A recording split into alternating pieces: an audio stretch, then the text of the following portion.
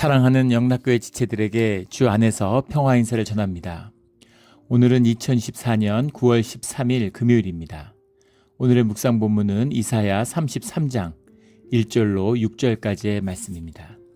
오늘 본문 말씀 33장 1절부터의 말씀은 이렇게 시작합니다. 너 학대를 당하지 아니하고도 학대하며 속이고도 속임을 당하지 아니하는 자여 화 있을진저. 내가 학대하기를 그치면 내가 학대를 당할 것이며 내가 속이기를 그치면 사람이 너를 속이리라. 이 말씀은 이제 역사적으로 또 현상적으로는 아수르 제국에게 히스기야 왕 14년에 이 예루살렘을 포위한 이제 아수르에게 주어진 얘기다, 산헤립에게 주어진 이야기다, 뭐 이렇게들 이제 주석을 달고 있습니다. 뭐 그렇게 볼 수도 있겠죠. 계속해서 예루살렘을 위협했죠. 그래서 히스기야 왕이 많은 재물을 가져다가 이제 바친 겁니다. 근데 그 재물이 오히려 화가 됐죠. 예루살렘의 여러 특징 중에 하나가 이제 금이 많다는 거예요. 왜 금이 많겠습니까? 제사를 지내고 제기들 같은 걸 좀 더 금으로 씌우니까. 그러니까 금에 대한 관심이 많고, 또 금이 있으면 금을 갖다 쓰게 돼 있죠. 역대 어떤 나라들도 마찬가지입니다. 미국도 조지아주의 무슨 해군 기지에 3개의 금을 다 보관하고 있다고 하잖아요. 그런데 진짜 그 금이 있을까에 대한 논란이 끊이지 않죠. 그 불안 때문에 베네수엘라 이런 데서 금을 찾아가기도 했고, 또 70년대 독일에서 금을 달라고 그러니까 이제 닉슨 대통령이 군사 지하 벙커에 들어가서 금퇴한 정지 선언을 했죠. 그런 것만큼 이제 금이 있으면 금 쌓아놓으면 금에서 뭐가 나와요? 아무 의미가 없잖아요. 그러니까 이제 금을 활용해서 금을 쓰게 되는 거죠. 은행의 금 예금, 요새 은행들 보면 금 예금을 받잖아요. 은행에다 금을 예금하면 은행에 금이 있을까요? 은행에 금을 가지고 있으면 은행이 될 수 없겠죠. 바보죠.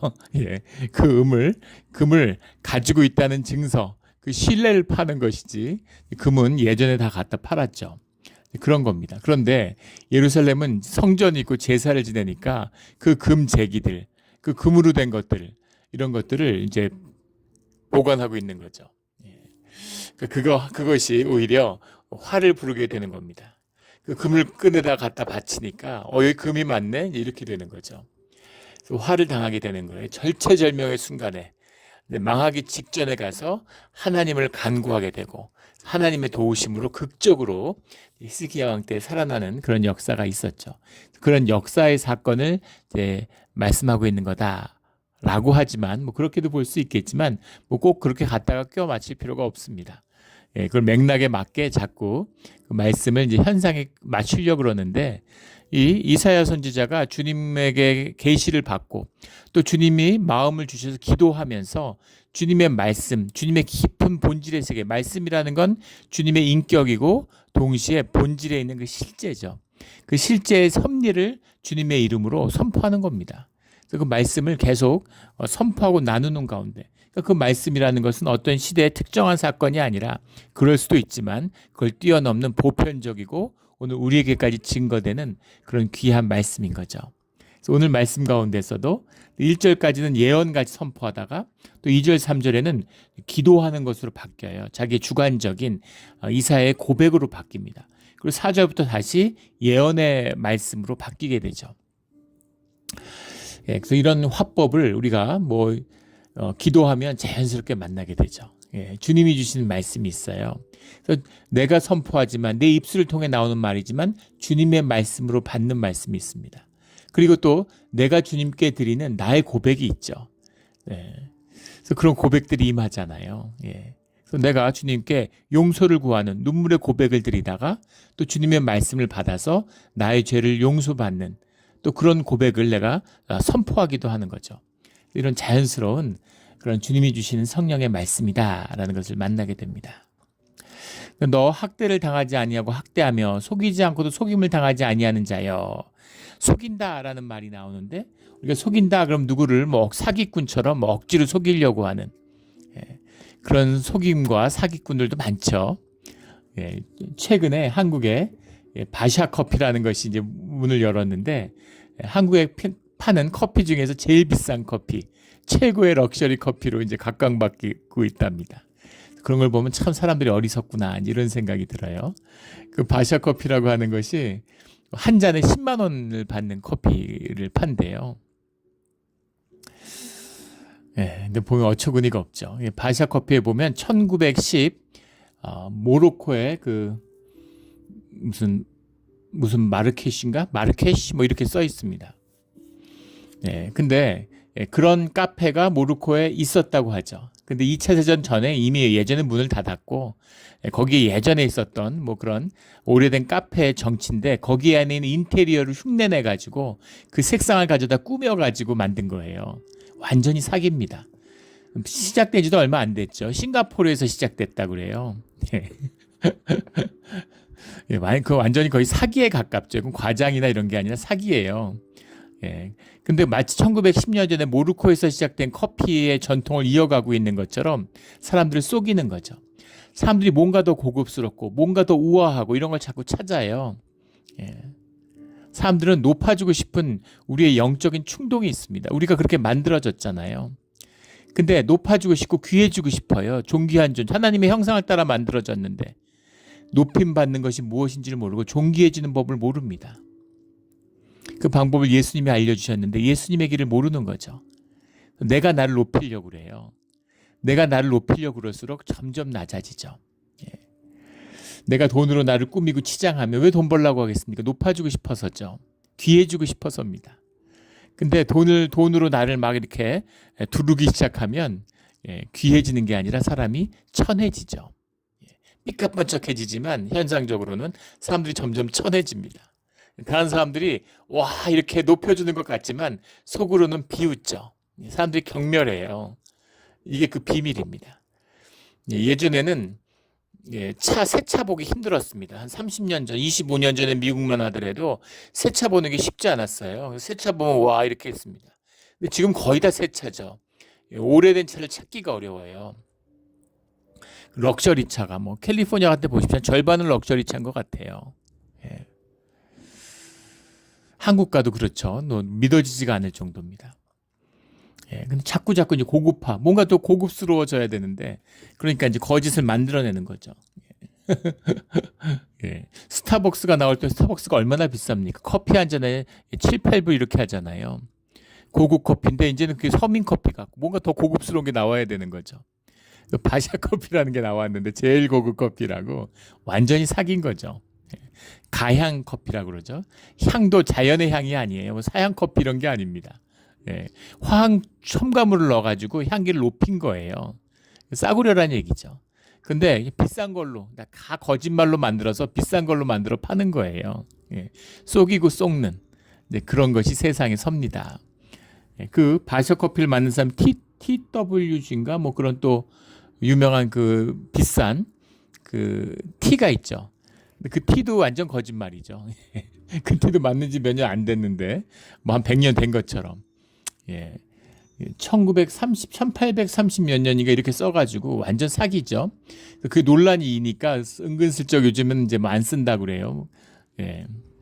그런 식으로. 그런 거 많죠. 뭐 하겐다즈 아이스크림 같은 거. 하겐다즈 아이스크림이 저도 유럽 아이스크림인 줄 알았어요. 덴마크 이름을 따서 덴마크 뉴욕에서 나온 거죠. 아이스크림을 시작한 그 부부가 아이스크림 경쟁이 치열하잖아요. 거기서 뭔가 좀 미국 사람들이 유럽에서 왔다 그러면 고급스럽게 생각하니까 유럽의 이민자들이잖아요. 그리고 이민해서 못 살고 어려웠던 사람들이 이민으로 왔지 않습니까? 그러니까 뭔가 유럽 거라 그러면 뭔가 고급스럽고 뭔가 이렇게 좀 귀족풍으로 생각하는 거죠. 그래서 낙농의 중심. 근데 스위스나 또 프랑스 이런 거 너무 많이 나와 있으니까 뭔가 좀 색다르면서 좀 고급스러운 게 없을까 그러다가 덴마크에 가본 적도 없다 그러죠. 덴마크에 이름을 따가지고 그 덴마크 이름을 따가지고 이렇게 이제 뭐 뭐예요? 그럼 뭐라 그래요? 점 2개 붙이는 거. 그래서 완전히 유럽식의 이름을 만들어냈는데 유럽하고는 전혀 상관없는 미국 아이스크림이죠. 뭐 그런 거 수도 없이 많잖아요. 대부분 거기서 거기죠. 다 그런 겁니다. 아에로인가요? 뭐 맥주 유명한 거 있죠. 미국에서는 별로 보기 힘든데 영국에서는 이제 맥주 시장을 지배하는 겁니다. 근데 그것도 대부분이 프랑스 맥주라고 알려져 있는데 벨기에 맥주죠. 예. 그리고 그걸 만드는 지역은 네덜란드, 물론 벨기에도 불어를 쓰지만 네덜란드어권에 속해 있는 곳인데 뭔가 좀 고급스러워 보이는, 사람들이 불어하면 좀 고급스러워 보이고 또 미국에 그런 영향이 있죠. 특히 이제 그 앵글로 섹슨의 역사 가운데서 노르만족이 그 지배한 거잖아요. 영국의 튜더 왕조의 뿌리가 프랑스에서 왔으니까 영국의 귀족들도 다 불어를 하고, 예, 뭐 또 유럽의 많은 귀족 사회들이 영국에서 파생됐기 때문에 뭐 러시아도 마찬가지고 다 귀족들 왕족들은 불어를 썼던 거죠. 그래서 프랑스 말에 대한 그런 게 있잖아요. 예, 그래서 광고할 때 막 한 반은 불어로 얘기하고 프랑스에서 온 것 같이. 예, 그런데 사실은 프랑스하고 아무 상관없는 거죠. 그런 속이는, 예, 속이는 거예요. 근데 속이는 뿐만 아니라, 예, 학대를 당하지 아니하고 학대하며, 이 문제입니다. 왜 학대를 할까요? 학대한다는 의미가 뭘까요? 약한 자가 강한 자를 학대하지 않죠. 우리가 세상에 나가서 세상에서 사는데 내가 욕심이 있잖아요. 내가 성공하고 싶잖아요. 내가 돈을 쌓아야 되고 뭔가를 벌고 뭘 쌓고 싶어요. 예, 내가 뭔가를 차지하고 싶어요. 뭘 가지고 싶어요. 그래서 뺏어야 되는 거죠. 뺏어와야 되는 거죠. 경쟁을 해서. 뺏어와야 되는데 강한 사람 걸 뺏어올 수 있습니까? 나보다 센 사람 걸 뺏어올 수 있나요? 나라도 마찬가지죠. 예. 우리 사드 사태 때 주한미군 한 10여 년 돼가죠. 주한미군의 방공 미사일을 바꾸는 거예요. 포병에 대대급 무기를 바꾸는 그런 무기 교체 작업입니다. 근데 중국이 그것을 중국을 겨냥한 것이다. 북한의 핵미사일이 아니라 중국의 를 감시하기 위한 거다. 이런 식으로 시비를 걸면서 이제 한반도에서 뭔가 정치적인 레버리지를 만들려는 중국의 술수죠. 그런 걸 막 한국에 거기 휘둘리는 거예요. 그런 걸 단호히 끊어놓고 말도 못 꺼내게 해야 되는데 그걸 설치하니 안 하니 이러면서 이제 분열되는 모습을 보여줬죠. 그런 못난 모습을 보여주니까 그걸 파고들어서 계속 그걸 갖고 한국을 흔들었습니다. 근데 결론적으로는 거의 중국에 휘둘려서 무릎을 꿇라 했는데 결국은 미국이 하는 거니까 미국이 자국 군의 무기 체계를 바꾸는 건데 한국에서 뭘 어떻게 할 수가 있겠습니까? 그래서 그걸 미국이 뜻대로 사드를 배치하니까 이번에는 그거에 대해서 보복한다고 한국 경제를 보복했죠. 한한령이라고 그래서 그때 중국의 한국 음악, 드라마 이런 게 휩쓸었는데 그런 거 다 못하게 하고 단체 여행도 못 가게 하고 이게 중국의 비겁함이잖아요. 미국한테 보복을 하려면 미국한테 해야지. 미국한테는 끽소리도 못하면서 한국에 보복을 했어요. 중국이 캐나다, 호주, 필리핀, 온갖 나라들을 다 보복하고 괴롭히죠. 근데 정작 미국한테는 미국이 중국을 괴롭히잖아요. 미국이 중국한테 이제 깡패죠.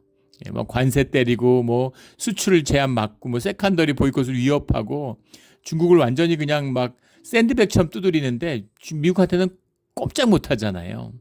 왜 그럴까요? 미국이 더 세기 때문인 겁니다. 센 자가 약한 자를 뺏어가는 것, 학대하는 것, 그게 세상에 움직여가는 세상의 순리예요. 세상의 섭리입니다. 그래서 내가 누구를 못된 마음으로 학대하려고 하는 게 아니라 세상에서 내가 살아가는 방법, 세상에서 내가 성공하는 방법이 학대인 거예요. 세상에서 내가 성공하는 것이 속이는 겁니다. 누구를 사기쳐서 아까 바시아 커피처럼 그런 의도적인 속임수가 아니더라도 내 현상의 삶이라고 하는 것이 거짓이잖아요. 내가 숨쉬는 것 말고 나에게 있어서 거짓이 아닌 게 어디 있습니까? 내가 만들어낸 게 다 본체가 아니잖아요. 본질이 아니니까 다 거짓인 거죠. 거짓이란 얘기는 온전하지 않았다는 아니라 온전함을 이루지 못했다는 얘기입니다. 퍼펙션을 이루지 못했다는 거예요. 온전함의 비밀이 주님의 비밀이고 본질의 비밀입니다. 그래서 거짓인 거죠. 그래도 나는 한 80%는 진실한데 90%는 진실한데 그게 더 나쁜 거죠. 거짓말이 순수한 온전함의 비밀에는 선악이 없습니다. 선악과가 쓸 자리가 없는 거예요. 그게 온전함의 비밀입니다. 선악과는 현상에 있는 거예요. 현상에서만 위력을 발휘합니다. 그래서 인간들은 정지하고 판단하고 뭐가 선하니 뭐가 악하니 하지만 주님 안에서는 선악과가 없어요. 왜 그러겠습니까? 한번 생각해 보세요. 거짓말을 하는데 100% 거짓이야. 100% 거짓은 무엇입니까? 아무도 안 속아. 그럼 그게 뭐가 거짓이에요? 진실이지. 100%의 진실이나 100%의 거짓이나 온전하기 때문에 다 참된 것입니다. 그럼 그건 진실한 것이에요. 그런데 거짓 중에 1%의 진실과 99%의 거짓을 섞었어. 거의 아무도 못 속여. 이게 악할까요? 아니면 99%의 진실과 1%의 거짓을 섞었어. 다 속아 넘어가. 둘 중에 누가 더 악합니까? 이게 바로 종교의 거짓의 본질이에요. 종교가 최악인 겁니다. 하나님을 팔아요. 하나님을 교리로 만들어가지고 하나님의 이름으로 나쁜 짓을 합니다. 세상과 똑같은 짓을 하는데 성스러운 척해요. 약한 자를 학대하는데 그걸 정의라고 옹호합니다. 그런 것이죠. 이 속임과 학대, 이게 세상의 본질이라는 겁니다. 우리 학대와 속임을 끊고 주 안에서 온전함이 회복되는 진실을 살아가는 우리 모두가 되기를 주의 이름으로 축원합니다. 주님이 우리에게 우리가 거짓되다고 우리를 뭐라 그러시는 게 아니라 우리가 주님 앞에 고백해야 할 오직 한 가지 고백은 우리가 죄인이라는 겁니다. 그 진실로 나가면 돼요. 그러면 주님은 자비하고 긍휼이 많으시고 우리를 사랑하시기 때문에 우리를 용서하고 품어주시는 겁니다. 죄인이 돼야지 용서를 받는데 죄가 없는데 어떻게 용서를 받아요? 근데 종교는 내가 종교의 의의를 가지고 내가 의인이라는 거 아니에요. 착한 일 했다는 거 아닙니까? 헌금하고 봉사했다는 거 아니에요. 그러고 나와가지고 교회에서 의인 행세를 하는데 어떻게 주님의 은혜와 온전함이 회복될 수 있겠어요? 그걸 말씀하고 계시는 거죠. 내가 학대하기를 그치면 내가 학대를 당할 것이며 내가 속이기를 그치면 사람이 너를 속이리라. 내가 그치면 이라는 말이 아니라 학대가 그치고 속임수가 그쳐지겠습니까? 학대하던 사람이 학대를 그치겠습니까? 점점 더 학대하고 점점 더 속이게 되죠. 왜 그럴까요? 세상의 법칙에는 관성의 법칙, 중력의 법칙 이런 것처럼 관성의 법칙이 작용해요. 세상이 살아가려면 점점 더 빨리 뛰어야 됩니다. 우리 이상한 나라 앨리스에 보면 그 이상한 나라의 여왕이 이제 그런 얘기를 하잖아요. 아무리 뛰어도 그 자리인 거죠. 다 뛰니까. 다 열심히 살고 다 돈에 미쳐서 살아요. 그래가지고 이제는 그렇게 뛰는 걸로는 뭐가 없는 거죠. 더 열심히 해야 돼요. 남들이 하는 것보다. 그래도 별거 없는 거죠. 저희 때만 하더라도 그렇게 공부 열심히 안 했던 것 같아요. 지금 아이들은 한국의 아이들 보면 진짜 공부 많이 합니다. 그런데 학력은 점점 추락하죠.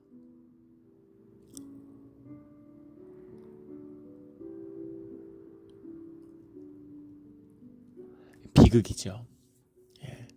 아무 의미가 없어요. 다 그렇게 하는데 무슨 의미가 있습니까? 남들 2시간 하면 난 3시간 해야 되고 남들 10시간 하면 난 11시간 해야 되는 거죠. 죽어라고 뛰어야 되는 거예요. 그 속이는 자는 더 속여야 되고 학대하는 자는 더 학대해야 되는 거죠. 내가 직원들을 쇠채찍으로 때렸는데 이제는 철제찍으로 때려야 되는 거예요. 그것이 그치는 날, 그것이 그치는 날이 반드시 오죠. 하루가 24시간인 것처럼 우리 육신의 시간에 끝이 있습니다. 반드시 끝이 있죠. 그 끝날 때가 되면 그때는 네가 속고 너가 학대를 당한다. 그 죄의 값을 받게 된다. 이 말씀인 거죠. 누구나 자기가 지은 죄의 값을 치르게 돼 있습니다. 그게 순리죠. 근데 그 순리를 돌이키는 것을 은혜라고 그러죠. 그 은혜는 주님밖에 없어요. 주님으로 말미하지 않고는 아버지께로 갈 자가 없다. 나로 말미암지 않고는 예수님의 말씀처럼 십자가의 은혜가 없으면 누구도 이 삶의 업보와 굴레를 벗어날 수 없는 거죠. 이 저주를 끊을 수 없는 겁니다. 우리 십자가로 인생의 저주를 끊는 우리 모두가 되기를 주의 이름으로 축원합니다. 2절에 여호와여 우리에게 은혜를 베푸소서 우리가 주를 앙망하오니 주는 아침마다 우리의 팔이 되시며 환난 때 우리의 구원이 되소서. 주님께 탄원의 기도를 드리는 겁니다. 은혜를 베푸소서 내가 주님 앞에 낮아지는 거죠. 낮아지는 거죠. 나를 낮추는 것, 환란이 다가올 때 나를 낮춰야 됩니다. 바싹 낮춰야 돼요. 그래야 마귀의 권세가 꺾입니다. 이거 뭐 말로 하면 이상한 얘기처럼 들리는데 경험해 본 분들은 아시죠? 주님을 높이는 것. 주님을 어떻게 높일까요? 나를 낮추는 거죠. 나를 낮추는 자리, 예배의 자리잖아요. 주님을 높이는 그것이 형통의 비밀이고 우리의 삶의 모든 어려움들을 풀어가는 비밀이 여기에 있습니다. 자기를 바싹 낮추고 주님을 앙망하오니 우리의 팔이 되시며 환난 때 우리의 구원이 되소서. 소망과 믿음, 인내 이걸 보여주는 것이죠. 3절에 요란한 소리로 말미암아 민족들이 도망하며 주께서 일어나심으로 말미암아 나라들이 흩어졌나이다. 요란한 소리라는 건 귀로 들리는 것이고 주께서 일어나심이라는 건 눈으로 보는 것이죠. 듣고 보는 거예요. 듣고 보는 것. 인간이 외부 세계를 인식하는 두 길이잖아요. 신기하게 청각과 시각은 완전히 분리되어 있다고 그러죠. 이게 하나면 완전한 착각에 빠질 수 있을 텐데 보는 것과 듣는 것이 달라서 듣는 것과 보는 것이 달라서 우리가 참을미한다는 거잖아요. 밖에 소리가 안 들리는데 계속 변화하는 걸 보니까 눈은 우리가 움직이네. 근데 귀는 우리 움직이지 않는데 그래서 멀미가 나는 거죠. 머리가 어지러운 거예요. 그래서 창문을 확 내리면 갑자기 괜찮아지는 거죠. 그런 것처럼 눈에 속아도 안 되고 눈에 속으면 안 되죠. 듣는 것으로. 하지만 그 듣는 것의 진실을 눈으로 확인하는 거죠. 그래서 청각도 필요하고 시각도 필요한 겁니다. 늘 주님을 바라보고 또 주님의 말씀을 듣는 것으로 깨어나는 우리 모두가 되기를 주의 이름으로 축원합니다. 4절에 황충의 때와 같이 사람이 너희에게 노량물을 모을 것이며 메뚜기가 뛰어오름 같이 그들이 그 위로 뛰어오르리라. 그런 환란이 다가오고 있다 이런 말씀이죠. 세상은 늘 환란이에요. 악이 승하는 공중의 권세 잡은 마귀의 것입니다. 물론 본질적으로 주님의 것이지만 그 권한을 잠시 마귀에게 맡겨준 거죠. 주님이 허락하셨어요. 그 시험을 통해서 우리를 연단하고 우리가 시험을 통해서 주님을 만나고 의지하고 또 그 시험을 이김으로 우리의 생명이 자라나는 것이죠. 5절에 여호와께서 지금은 존귀하시니 그는 높은 곳에 거하시며 정의와 공의를 시온에 충만하게 하심이라. 주님이 함께 하시는 자리, 주님이 임재하시는 자리에 정의와 공의가 나타나는 겁니다. 정의와 미슈파트와 체데크죠. 미슈파트와 체데크 항상 짝을 이뤄 다니는 짝꿍 같은 이것이 항상 주님이 계신 곳에 나타나요. 이게 정의의 본질입니다. 예전에 정의가 무엇인가 한 하버드대 윤리학 교수가 쓴 책인데 한국에서 밀리언셀러가 됐죠. 믿어지지 않는 이야기죠. 세계적인 화제가 됐어요. 미국에서보다 더 많이 팔렸습니다. 한국 사람들이 얼마나 정의에 예민하고 정의에 민감한지 아주 독특한 민족이죠. 근데 아쉽게도 그 책을 산 사람은 많지만 읽은 사람은 많지 않겠죠. 그 책을 읽어도 정의가 무엇인지 그 책을 쓴 사람이 몰라요. 정의가 무엇인가에 대한 실체적 정의감에 관에 대한 회의가 그 책의 본질입니다. 아주 거칠게 단순하게 요약을 하면 정의라는 건 정의할 수 없어. 그런 얘기죠. 그게 정의예요. 그런데 성경은 분명히 말하고 있죠. 성경은 분명히 말씀합니다. 정의는 실체적인 것이고 본질적인 것이라는 거예요. 주님의 현현, 주님의 임재가 있는 곳에 정의와 공의가 반드시 나타나는 거죠. 세상에서는 그렇지 않은 척하고 속이지만 힘이 정의죠. 뭐가 정의인지를 힘이 결정해요. 힘없는 사람들이 궁시렁거리지만 결국 모든 걸 힘이 결정합니다.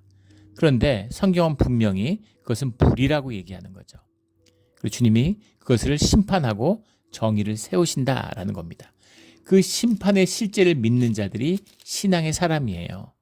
그 실제를 믿기 때문에 기다리고 소망하고 인내하는 것입니다. 그리고 그런 날이 반드시 온다고 주님이 말씀하시는 거죠. 6절에 내 시대에 평안함이 있으며 에무나라고 하는 성경에서 핵심적인 단어죠. 평강함. 우리가 평강이라고도 해석하는 내가 무슨 사는 게 안일해지고 주위의 환경과 조건이 좋아진다는 얘기가 아닙니다. 환경과 조건과 시련과 환난 가운데 있지만 주님이 함께 하시기 때문에 내 마음속에 평정이 유지되는 거죠. 내 마음속에 평안한 거죠. 아니라고 삶의 아무 조건이 좋아져도 주님의 그런 함께 하심이 없으면 내 안에 염려와 근심이 끊이지 않죠. 지금 장사 잘 되는데 3년 뒤 5년 뒤에도 잘 될까? 이런 게 막 두려운 거죠. 내가 세상을 컨트롤해야 되는데 컨트롤이 안 되잖아요. 아이가 다른 주에 가 있는데 애가 잘 있을까?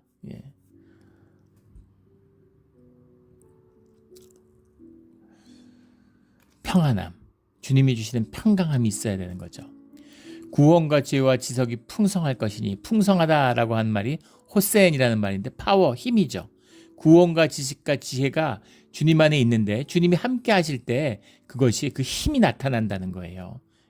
구원이 뭐예요? 모든 그 주님 안에서 좋지 않은 것을 좋은 것으로 바꾸는 것이 구원입니다. 주님의 구원이 나타나면 형통함이 열리죠. 지혜와 지식이 주님을 분별하고 세상의 거짓을 분별하고 그 안에 계신 주님의 임재를 살피는 거잖아요. 그게 지식이고, 지혜라고 하는 것이 주님이 세상을 움직여가는 그 섭리를 살피는 그런 거죠. 그런 것들이 주님과 함께하면 나타나는 겁니다. 주님의 사람들은 늘 지혜와 지식이 있고 또 어려움을 겪지 않는다는 게 아니에요. 어려움과 고난 속에서 그것을 이기는 힘을 주시고 나아갈 길을 열어주시는 거죠. 여호와를 경외함이 내 보배니라. 우리 시편 111편에 보면 여호와를 경외함이 지혜의 근본이다 이렇게 하고 잠언 1장 9장에도 같은 말씀이 나오죠. 주님을 경외하는 것이 예배입니다. 어려워하고 두려워하는 우리 그런 개념이 아니라 주님의 주님됨을 받아들이는, 주님의 주님됨으로 주님을 높이는, 그것이 주님을 경외함이죠. 이 예배잖아요. 그것이 너에게 보배다. 보배라는 말이 이제 아차르라는 말이죠. 아차르라는 말이 영어로 하면 스토어하우스입니다.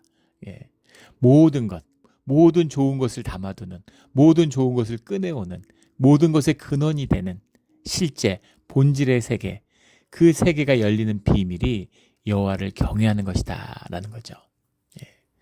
네 깊은 비밀, 이 축복을 우리에게 주셨어요.